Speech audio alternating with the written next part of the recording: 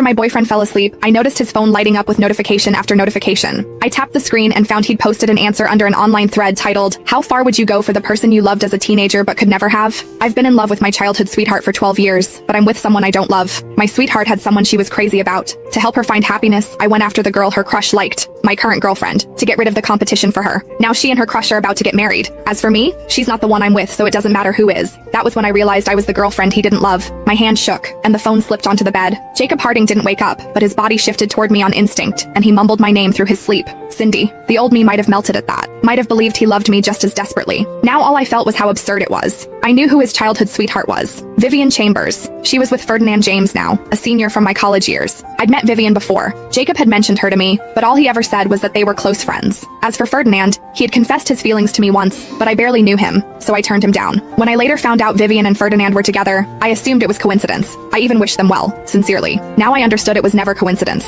It was a game Jacob had engineered from the start, and I was just an expendable NPC in it. I took a deep breath and kept scrolling through the post. It was a detailed chronicle of every memory he had of loving Vivian in secret. I knew I loved her from the time I was 10, but she never once looked at me that way. Of course I didn't want to see her with someone else, but I couldn't stand watching her hurt even more, so I chose to let her go. When she got rejected and locked herself in her room crying for 3 days, the hatred I felt was unbearable. I hated that the person she loved wasn't me. I hated that someone as good as her had to suffer that kind of rejection. But the person I hated most was my current girlfriend, for so effortlessly taking away everything she wanted. So I decided to help her. I went after my current girlfriend, and the plan was to break up a year later. Only now did I understand why his eyes always carried something I could never read when he looked at me. But he'd been so good to me, so impossibly good that I never had a single reason to doubt him. Our 1-year anniversary was a week away. I'd been happily planning how to celebrate it, how to make the day special. I thought I'd surprise him. I thought it would make him happy. It never occurred to me that all of it was a lie from the very beginning. A scheme. Something closer to revenge. The comment section was full of reactions. Have some shame. How do you even have the nerve to post this? What did your girlfriend ever do to deserve a piece of trash like you? Leave her alone. Others saw it differently. He didn't cheat on her, didn't mistreat her. What's so terrible about that? Am I the only one wondering? If he loved his sweetheart for so many years and never made a move, how come his girlfriend was so easy to win over? Jacob had replied to that comment. With the person you love, you can only tread carefully. You're terrified of saying the wrong thing. You can't bring yourself to hurt her. But with my girlfriend, it was just a game of calculated affection points. Throw in a few special tactics when needed, and of course it was easy. If anyone's curious, I can share some of the special methods I used. The comments section, predictably, begged for details. Jacob replied below. It's simple, really. Figure out what she needs most. Before I made my move, I spent a long time doing research. My girlfriend grew up in a single-parent household. Her family didn't have much money. She was deeply insecure. Plenty of guys on campus were interested in her, but most of them looked down on her because of her background. They couldn't get anywhere near her heart, so I showed up in the place she was most comfortable. Naturally, she let her guard down. I remembered how I'd met Jacob. It was at the tutoring center where I worked part-time. My family didn't have much. My mother raised me on her own, and none of it came easy. After starting college, I refused to be another burden on her.